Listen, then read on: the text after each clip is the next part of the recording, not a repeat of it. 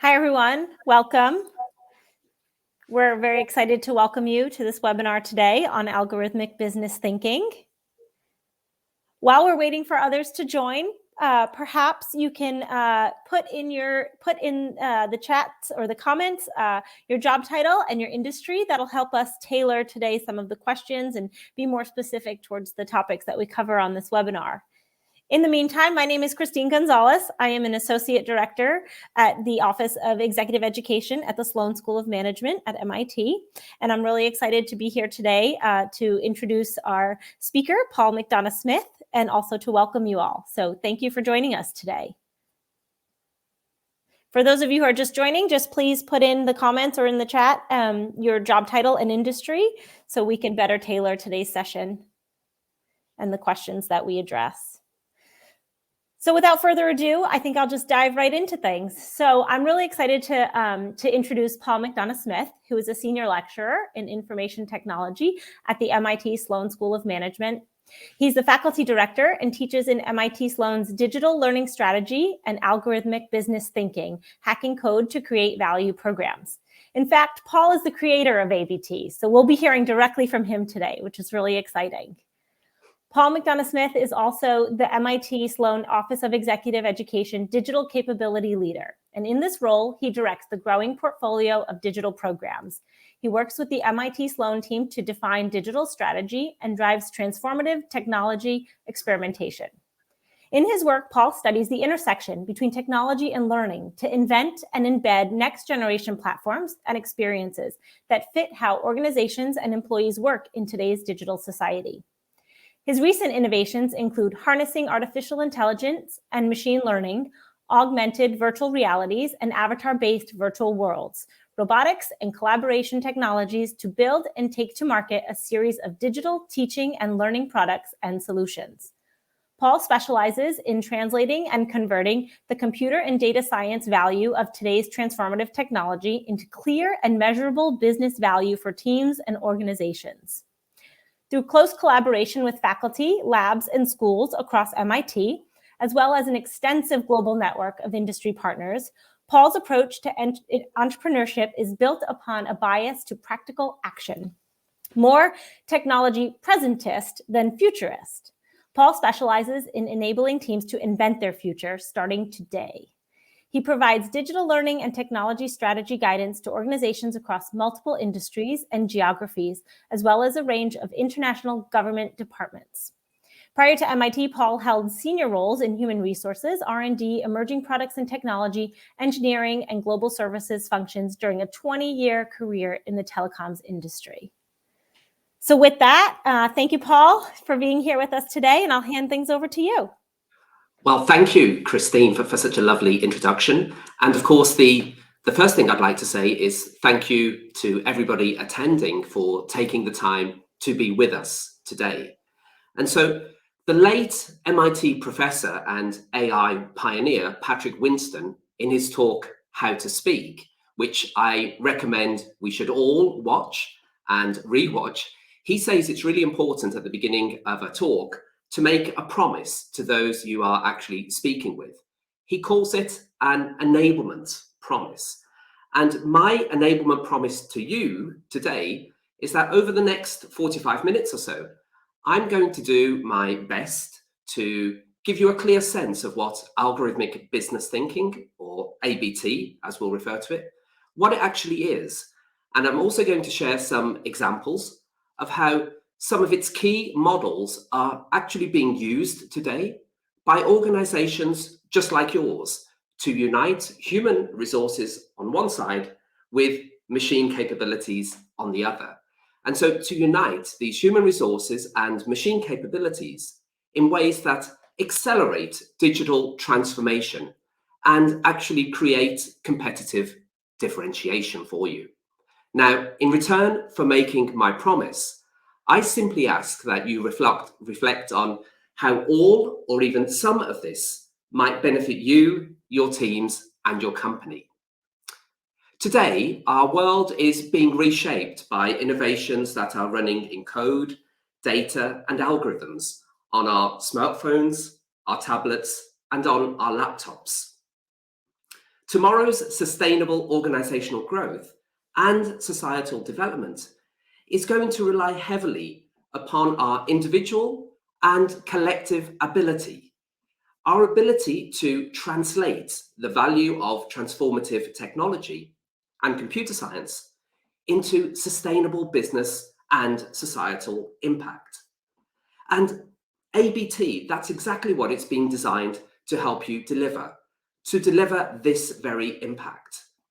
ABT is a series of interconnected insights, frameworks, and models that allow you to break down complex and simpler business problems into a series of smaller parts so that you can then work on them in parallel and then recombine all of the individual parts to fix that bigger problem. So ABT, it looks to give you a toolkit, a mindset, and a common digital language that enables us not only to read and write technology, but also to speak it more fluently and to become translators inside and outside of our companies. Translators able to convert computer science to business value and effectively convey business requirements to your technology teams and partners. ABT's central theme is one of consilience. It's a vehicle for driving unity and unification inside and outside of your organizations. But it isn't about algorithms per se. Instead, it's a way of thinking about their use in our teams, our companies, and communities. Its message of consilience not only aims to unify computer science with business science, but also to unite human resources with machine capabilities. It provides an opportunity also to unite our industrial yesterday with increasingly digital tomorrows. And it does that here and now in the present. The idea is that by reducing the difference in pH level between the inside of our organization and the outside world, we can improve the osmotic flow of ideas, of innovation, identity, and intelligence, whether that be individual, collective, or artificial. And so let's just take a little bit of time to explore this idea of unifying computer and business science. Firstly, perhaps we should ask ourselves, why would we even want to do this? And well, I think that if we accept that our visions of today and indeed tomorrow are being shaped by code, by algorithms, and by data, why wouldn't our leadership and management, as well as problem-solving approaches, also benefit from looking through the lens of computer science and computational thinking? Now, we all know very well that problems come in all shapes and sizes. And just because a problem is created in one domain, or a business area, for example, it doesn't mean that its solution necessarily resides in that same domain or business area. There are different frameworks and models for thinking about the same problem. We can transform a problem and we can think about it in a new way, and doing so can help us come up with a new solution. The human brain has many different modes of thinking. We have visual, symbolic, physical, and other modes. And by changing the language of our problem, we can potentially activate different parts of our brain. For instance, if we transform a problem into a geometrical form, we can activate the visual centers of our brain. Talking about a challenge can also be very helpful. That simple process of verbalizing the issue can help us to structure our thinking in new ways. Or, as many of us probably do, going on a long walk without our tablets and laptops so that we can just carry the concepts in our heads. Just carrying these heads and with the rhythm of walking can help us to focus on the important points and often find breakthroughs. Now, let's bring this idea of problem transformation back to ABT. We hope its frameworks and its models give you the opportunity to transform your business problems in ways that will also open new pathways to answers. To briefly introduce ABT, let's do just a little bit of time traveling. Let's go back to 2006, when Marvin Minsky, the AI pioneer and MIT professor, coined the term suitcase word in his book, The Emotion Machine. He used this term for concepts that hold several things inside them and have to be unpacked in order to get a clear sense of their meaning. And I would argue, or I think, that ABT is a suitcase word. It's a suitcase that's packed with a digital toolkit, a mindset, and a digital language that reduces the noise of digital disorder and disruption and looks to amplify signal to improve our problem solving and decision making. So, friends, if we actually open and look inside our ABT suitcase, the first thing we're going to find is a practical and easy to use toolkit designed to help us craft, sculpt the futures we want for each of our organizations. And what I'd like to do now is introduce just 2 examples of ABT toolkit models and share with you what jobs they've actually been designed to do for us. Firstly, we'll unpack ABT's 4 cornerstone framework, which is built upon the 4 foundational elements of computational thinking. Let's start with decomposition. Whenever I find myself thinking about decomposition, my mind invariably strays to thinking about George Polya, the mathematician, Stanford professor, who wrote that if you can't solve a problem, then there is an easier problem you can solve. Go and find it. He also wrote that if you can't solve the proposed problem, try to solve first some related problem. And I think both of these comments get to the very heart of what I think is important with regard to decomposition. It's an invitation to exploration. It's an invitation to exploration that's inherent in the process of reducing a complex problem or a system into smaller, more manageable parts so that we can move forward. Decomposition inspires progress with a strong bias, a bias for action. So breaking a large problem down into smaller ones isn't only a useful practical tool, it can also be very useful in terms of maintaining and strengthening our resolve. And what I mean by this is that decomposition allows us almost to line up the dominoes of a particular problem and then begin toppling them one by one. In doing this, we build problem-solving capability and confidence. And I think the confidence part is critical. Just think about it for a moment. Reflect on your own careers and roles. How great does it feel when you start making progress on resolving a complex problem? It's a fantastic feeling and one that carries the whole team forward. So I often think of decomposition, to be honest with you, as common sense. With ABT, we're trying to put that common sense into common practice. Our second ABT cornerstone is pattern recognition. Now, patterns are literally all around us. In nature, sunrise, sunset, tides, etc. In art, in literature, drama, fine arts, Shakespeare's iambic pentameter, etc. But patterns exist everywhere in our businesses as well. And recognizing patterns from within our problem set or even outside of it can make the tasks we've decomposed easier to resolve and complete. In a computational setting, pattern recognition might allow us to automate the solution to a problem much more efficiently. In a business setting, recognizing patterns allows operations and tasks to be repeated, saving time, freeing up resources for other important activities. Now, everybody, I know this all sounds very obvious, and I do apologize if it all appears just to be yet another example of applying common sense. But in my experience, it's very easy to miss the patterns.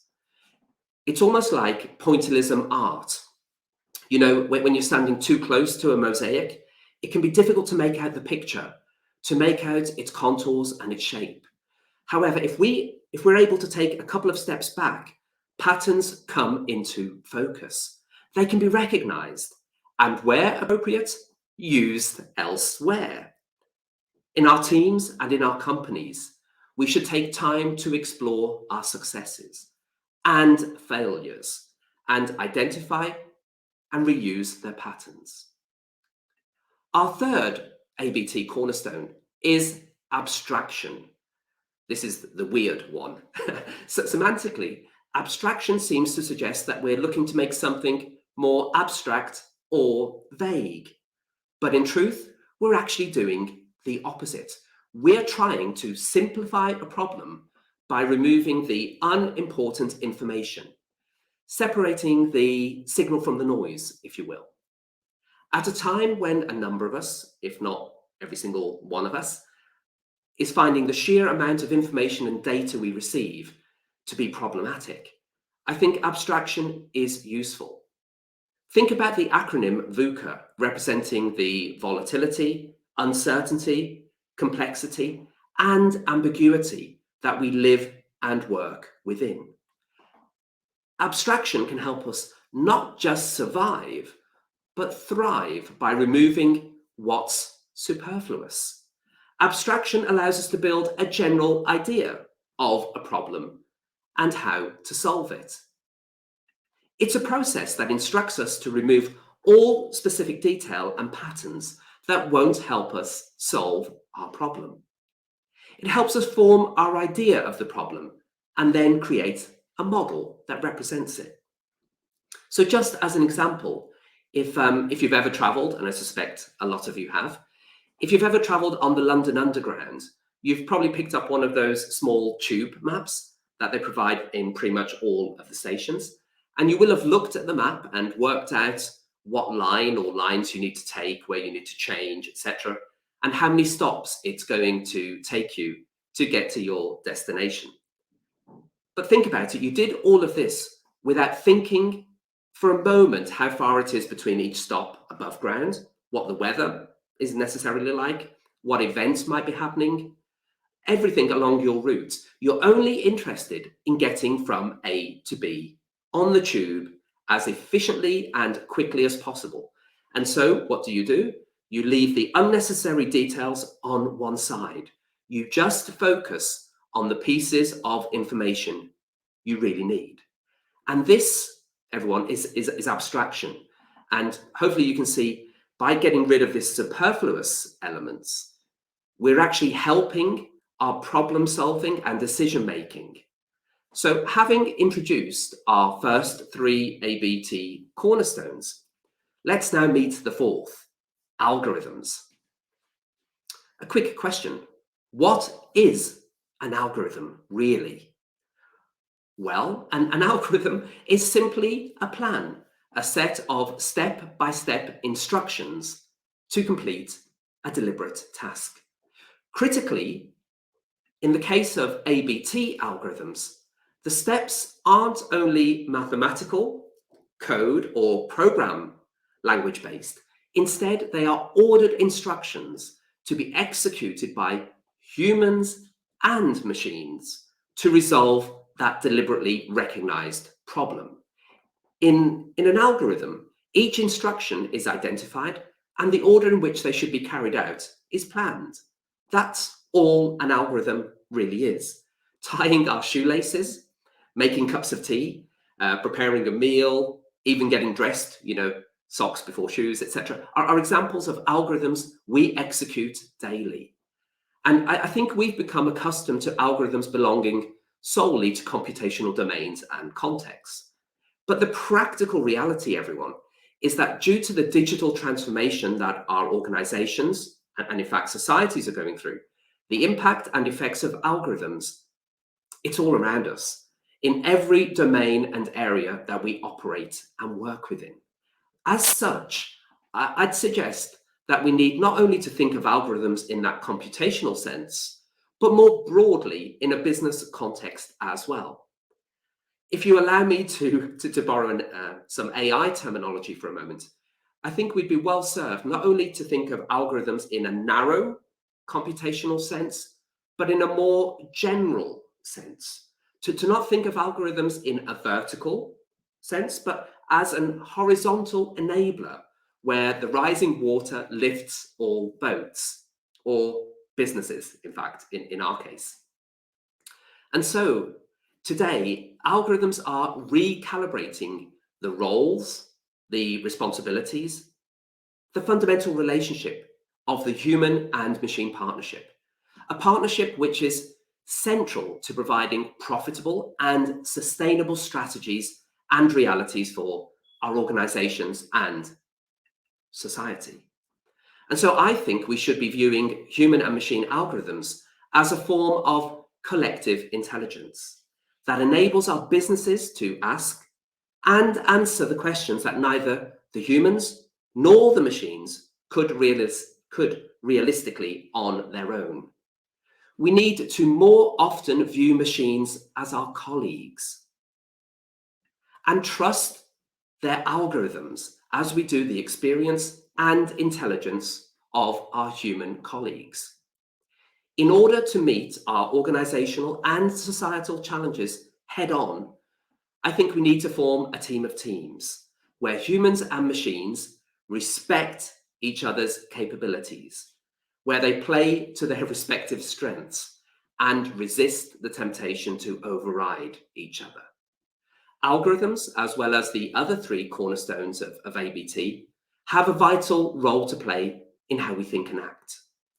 Being able to systematically break complex problems down into smaller ones, where shared patterns can be recognized, where signal can be extracted from noise, to allow recombination and synthesis of individual steps, to frame and fix problems. Well, that, I think, is a key organizational capability for today's and tomorrow's teams and companies. And I think it's a capability we should all be exercising and looking to improve every day, starting today. and in fact, today I'm working with clients including major banks, technology, retail, consultancies, education, government, healthcare types of firms who are using ABT's 4 cornerstones to deal with a broad range of strategy, leadership, technology and operations, workforce and cultural issues. For example, if you are a Microsoft type of company, just kind of checking in the different roles and organizations that are represented here. If you're a Microsoft type company, how do you actually want your sales force to turn up every day with the confidence to win and not just compete? Or if you are a Walmart type company, how do you want to best combine your human and machine investments today, not tomorrow? And if you're a BCG type company, how do you want to help your clients maintain the accelerated digital transformation they've seen over the last 2 years? If you're a NASA or a public sector entity, how do you want to best leverage private sector capabilities to help realize your missions? Or KBG type of firm, how do you in fact want to move from reading and writing technology to speaking it more effectively throughout your networks? Or maybe you're a Meta or a related type of firm. How do you want to unify those two worlds we all operate in today, the physical and the digital, and create business models that stretch across both? And frankly, if you are any of these types of companies, including MIT, how are you going to create the future you want rather than inherit one that your competitors want? And everybody, these are all questions that ABT can help with and is helping with today. So now let's switch gears a tiny bit and briefly look at a second model that we find packed away in our ABT suitcase. It's our ABT periodic table of digital and human elements. So again, a bit of time travel. Back in 1869, when Dmitry Mendeleev published his first version of what ultimately became known as the periodic table of the elements, the result was an orderly way of looking at the linkages that lie among the various chemical elements. All the way from hydrogen on the left, element number 1, to organosin, element number 118. And today, with our ABT periodic table of digital and human elements, in essence, we're looking to do for the digital economy and its organizations what Mendeleev's table did for the world of chemistry. That is, to uncover the key relationships between its elements, apply order, and enable innovation. The job of our ABT periodic table is to enable what we call compound innovation, where combinations of technology are held together in robust, sustainable molecules by human elements such as creativity, curiosity, and compassion. Without the, shall we say, ionic bonds that are formed by these human elements, we'll never even get close to realizing the full potential of technology stacks such as AI, machine learning, virtual reality, robotics, etc. And to try and show this point, let's explore a couple of examples of compound innovation where digital and human elements combine to form and hold business solutions together. The first example I'll give comes from the world of retail. So during the pandemic, we all saw shoppers' behaviors shift dramatically. Within days and weeks, customers surged online to shop for everyday produce and products. And of course, this represented a significant opportunity for online retailers, but it also presented challenges. For example, the fact that in-store shoppers were stocking up on everyday products while online shopping soared, it resulted in popular items, toilet roll, olive oil, all of these kind of day-to-day items flying off the shelves and becoming unavailable more quickly than they could possibly be replaced.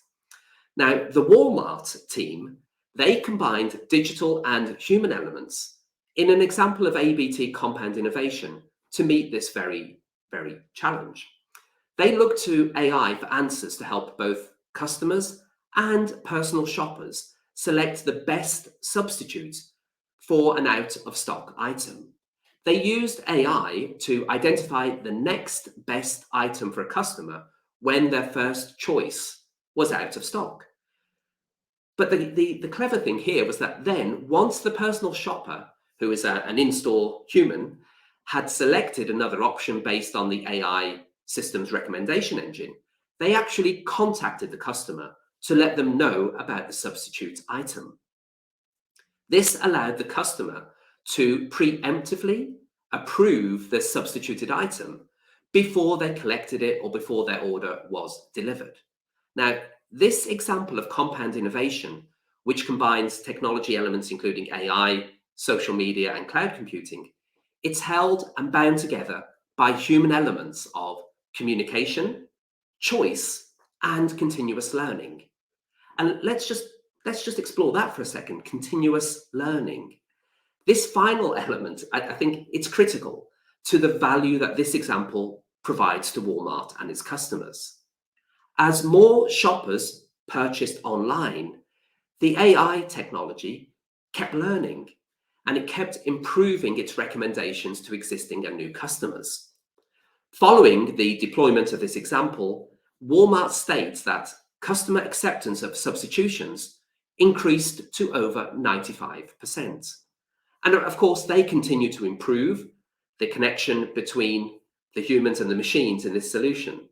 And as they go through the process, the digital and human elements are forming new solutions, new compounds that enable innovation and customer satisfaction. And then very quickly, a second example might be with a Boston-based company, Ava Robotics. When Ava Robotics creates their telepresence robot units, they aren't only engineering machine learning, IoT sensors, cloud computing, unified comms, 4G, and other digital elements. They are also designing for human elements, including curiosity, collaboration, compassion. These human elements are visible in different parts of the Ava UX, or its user experience. For example, the curiosity element shows up in the fact that in addition to an autonomous driving mode, remote users can actually steer and drive their robot. This invites human curiosity because we can select where the robot goes, who it interacts or doesn't interact with, at what distance and for how long.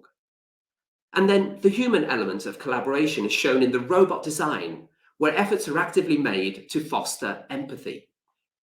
You know, the robot can stand up, sit down, heightens, lowers its head so that you can maintain eye level with the physically co-located humans. And ultimately, these telepresence robots are designed to drive consilience, our core ABT concept of unification and unity. The robot's digital elements are threaded together with the human elements because we want to connect, or they want to connect, remote people with those together in a physical place. And so, everyone, whenever we're building a technology-based solution, I'd ask that we take a step back.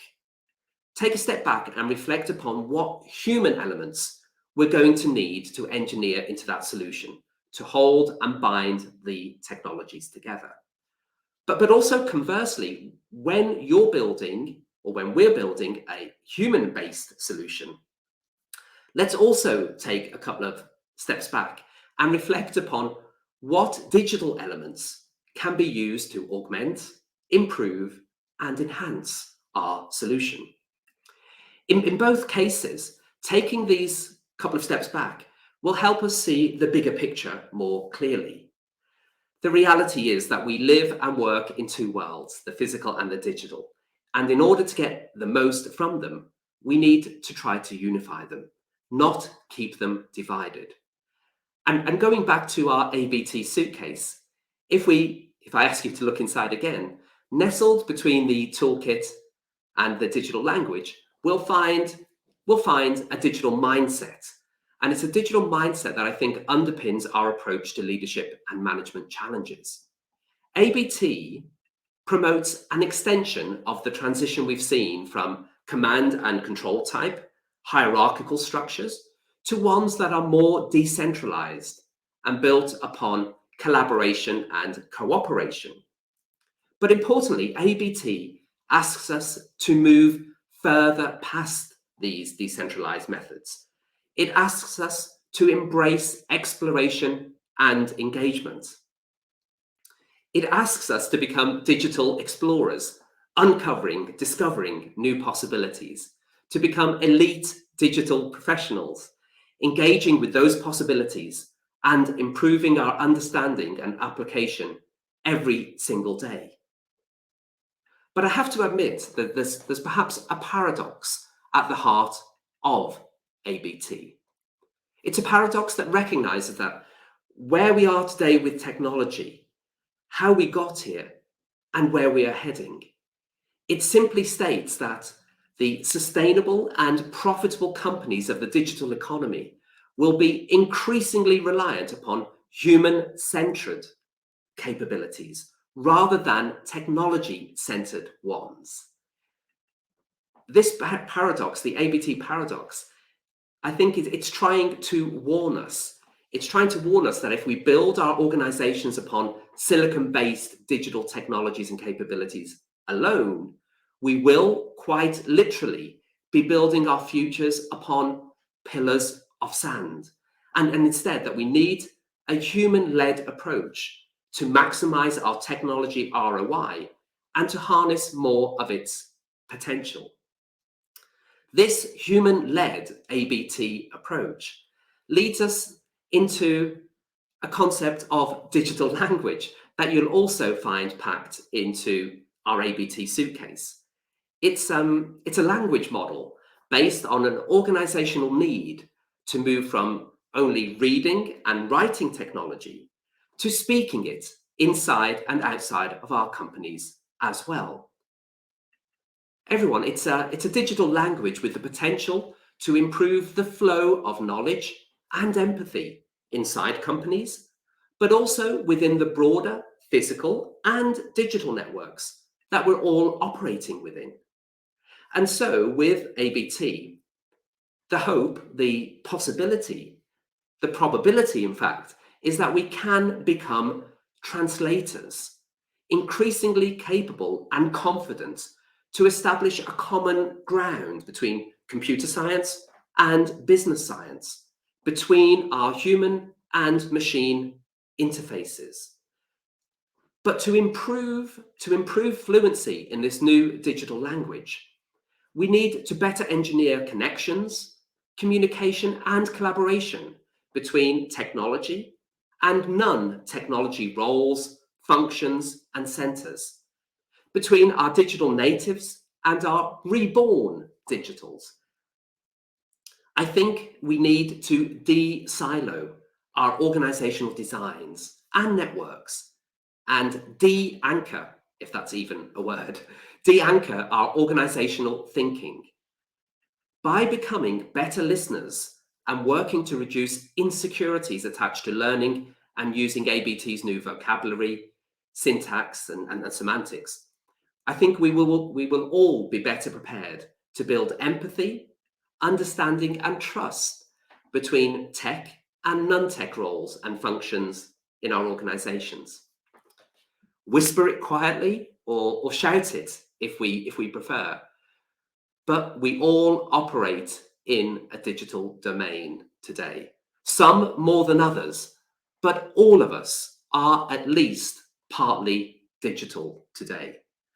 As we communicate and listen more effectively across our organizations, I think we're going to find that technical colleagues who are looking to better speak the language of business, as well as our business colleagues looking to better speak the language of technology, that all of us have more in common than divides us. In closing, I think that by unifying and uniting our workforce, by unifying and uniting our operating models, our thinking and our actions with algorithmic business thinking, we will be better positioned to understand, interpret, and act upon the requirements of the existing and emerging audiences, customers, and markets.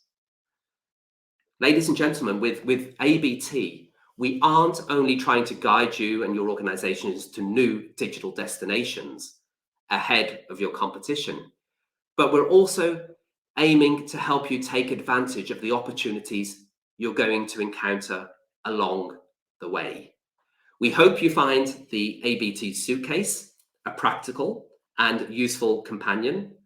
And if you haven't already taken our ABT program, we really do invite you to join us on its adventures. Okay, we hope to see you there. So with that, just a thank you to you all for your for attending and for your attention and interest. I'll pass it back to Christine, and Christine can start to grill me with some of your questions. Great. Thanks so much, Paul. That was really great. It's really interesting to think about our business challenges in the context of ABT, and in particular, the 4 cornerstones and how we might implement these concepts to address our business challenges more effectively. And your work on the periodic table of digital elements is really insightful in thinking about, compound innovation and the bond between digital and human elements to hold our business solutions together. So thank you for all of that. We're going to be taking a look at some of the Q&A that has come through while you were speaking, Paul. But to get us started, you mentioned human elements such as curiosity, creativity, and compassion as being important when building technology solutions. Are there other human elements that you think are important? And maybe if so, why do you think as such? Well, it's a really good question. And the periodic table that we're developing, it has currently 30 of these kind of human elements. But before kind of sharing a couple of the others, if it's okay, Christine, I'll just mention the reason why I think creativity, curiosity, and compassion are so important. It's kind of funny, perhaps, that that I think it was Malcolm Gladwell, the 10,000 hour thing. Very often when I've spent 10,000 or more hours on things, I come out the other side pretty uncertain of kind of most things, and generally kind of with an appreciation that I've got so much more to learn. When I spent 10,000 hours on AI or more, I came out the other side and realized that in order to get anywhere near realizing the potential of machine learning, deep learning, neural nets, all of these technology stacks and techniques, in order to realize their potential, we really needed to get to grips with our creativity, because otherwise it's almost as if we'll be floundering and never ever get close to kind of truly delivering on the promise of this incredible capability. So I think creativity fundamentally in all of our organizations and teams is something that needs to be fostered in whatever way it takes. Okay, it should be recognized and rewarded and welcomed in every way. And the curiosity point, you've heard me say lots of time, we'll use the word explore a lot. I think this uncoupling or de-anchoring that I mentioned a few minutes ago, we need to kind of decouple ourselves from some elements of our industrial type of thinking. Every single day, almost like a sports person, we need to kind of turn up and train and practice and get 0.1% better, and curiosity and the exploration that drives. Every time you open a door, every time you walk towards a door, you should want to open it and kind of have the confidence to do so. And then the other one that I mentioned, the compassion, I just feel very strongly, and I don't know why this is the case, but in all the different jobs that I've had, I've seen, whether it's been making products or selling them or what have you, I've seen that when you care more than your competition, customers can tell that they can almost feel it.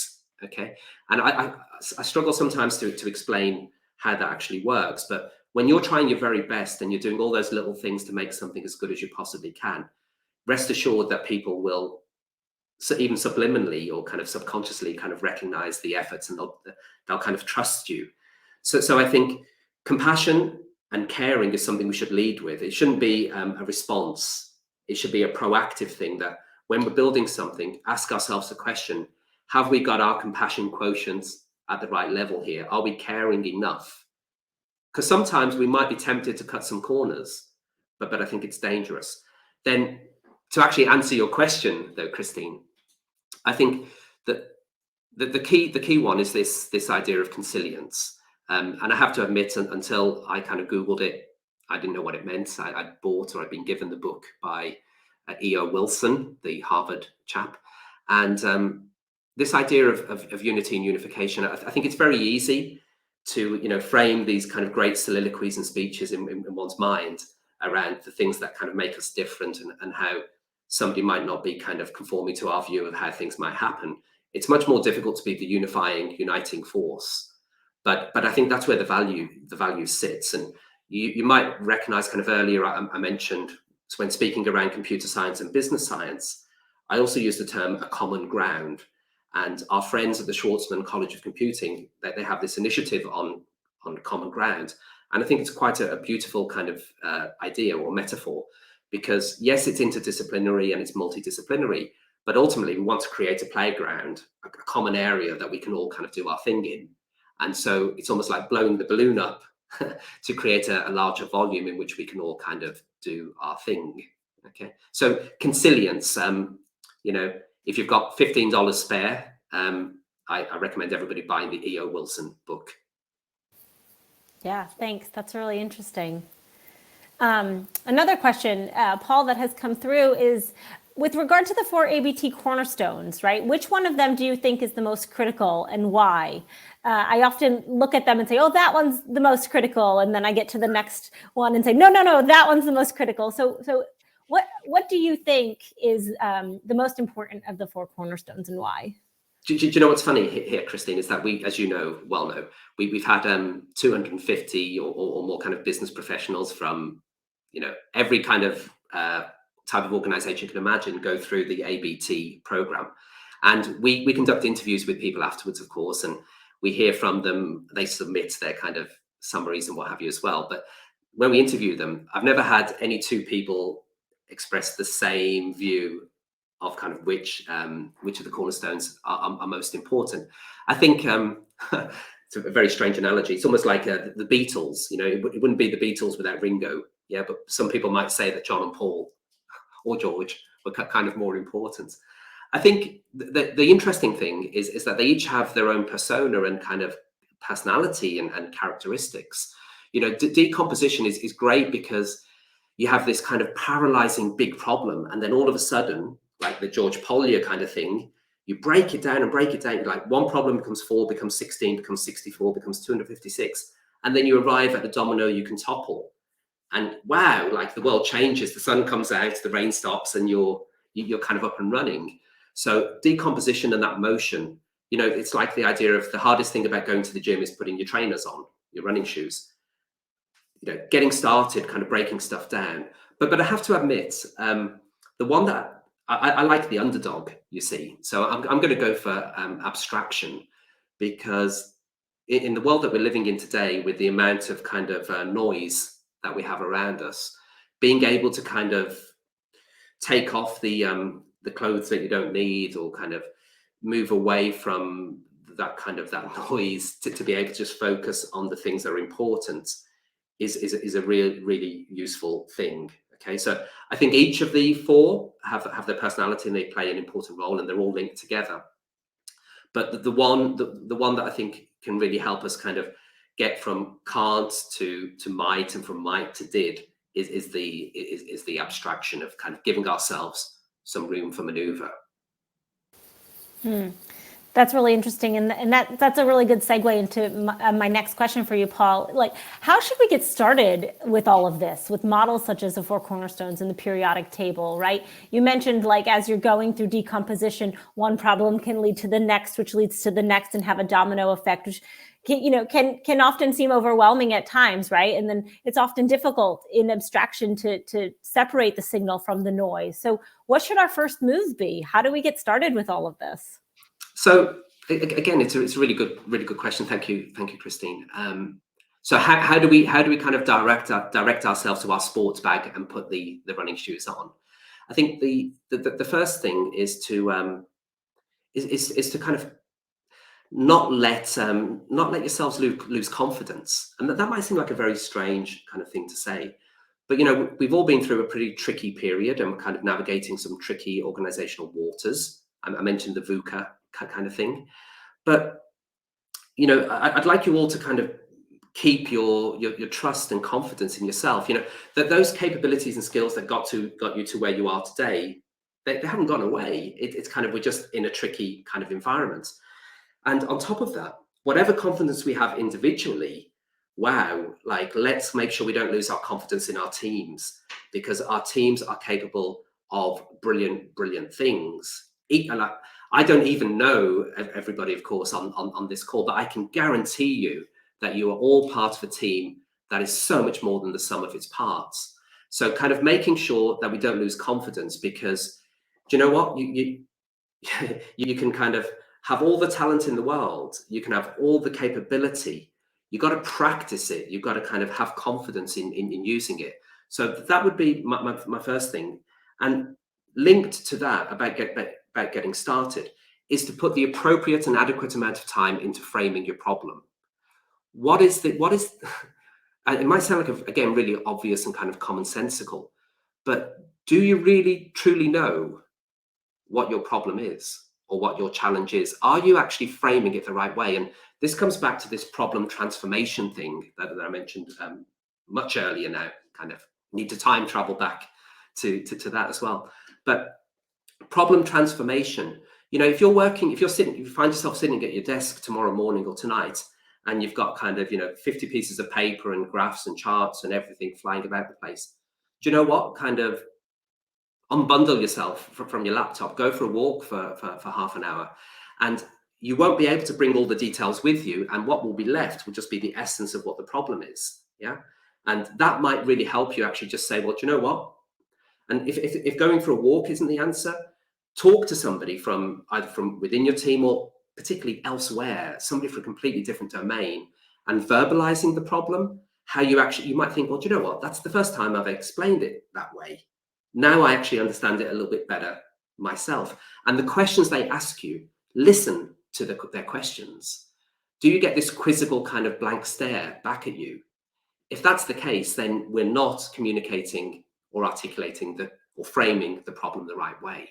So I think reflection, in a world where we're kind of all trained to get millions of things done in nanoseconds, take a few steps back. We're too close to the mosaic half of the time. We can't find, it's hard to tell what we're looking at, because we're too close to it. So I would dial it back a tiny bit if at all possible.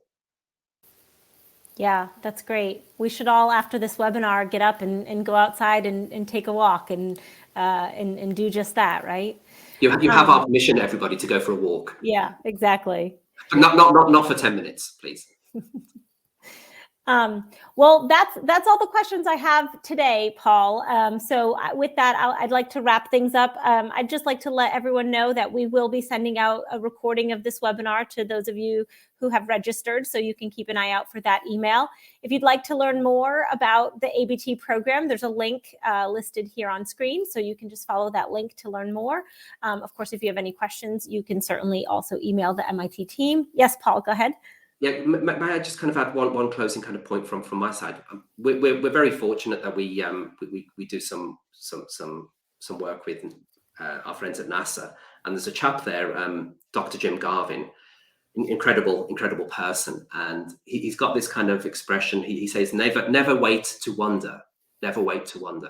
And what he gets at, what he's getting at with this is that, don't leave until tomorrow. Kind of.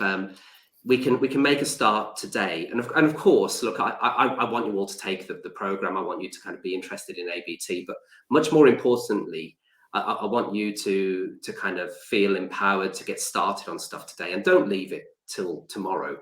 All we've got kind of is right now, without getting too melodramatic about things. So just never wait to wonder. I think that's kind of a nice line to keep in mind. So sorry, Christine, I cut you off. No, you didn't at all. That's a really good thing to keep in mind as we move on after this webinar to our work and our lives. It's a really good thing for us to keep in mind. Never wait to wonder. So with that, just thank you everyone for joining today, and we look forward to seeing you on the ABT program.